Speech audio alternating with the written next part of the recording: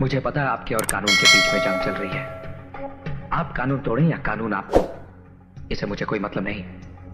मैं यहां सिर्फ इतना समझाने आया हूं कि दोबारा इस जंग में मेरे भाई को घसीटने की कोशिश मत कीजिएगा, वरना कानून मुझे अपने हाथों में लेना पड़ेगा और यह आपके लिए अच्छा नहीं होगा।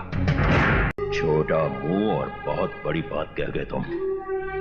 ये धमकी देने से पहले अपनी औकात और हमारी हैसियत तो देखी होती। ड्यूटी का हाथी को धमकाना अच्छा नहीं लगता बरखुरदार। छोटी होती तो बहुत छोटी है शोभराज साहब, लेकिन अगर हाथी के कानों तक पहुंच जाए तो उसकी मौत का कारण बन जाती है। और आप अपनी जिस हैसियत की बात कर रहे हैं ना, उस हैसियत को बहुत अच्छी तरह से जानता हूं मैं। बहुत अमीर करोड़पति हैं आप, लेकिन अपने बेटे की जिंदगी बचाने के लिए भिखारी बनकर मेरे बाबूजी के सामने भीख मांग चुके हैं आप।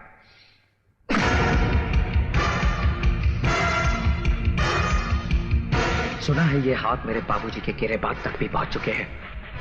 10-15 मिनट लोहे के वजन उठाकर कसरत कर लेने से ये मत समझिए कि आप बहुत मजबूत हो गए हैं।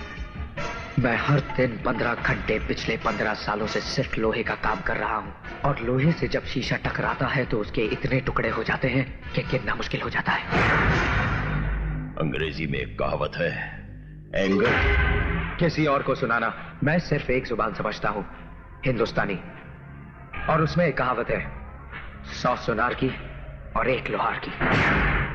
मेरा भाई मेरी मां के जीने का सहारा है, और अपनी मां को उसकी जिंदगी लौटाने का वादा किया है मैंने।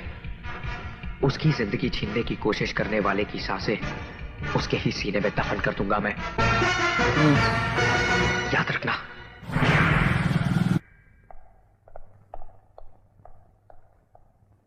सर, अगर आप कहें तो। नहीं माइकल,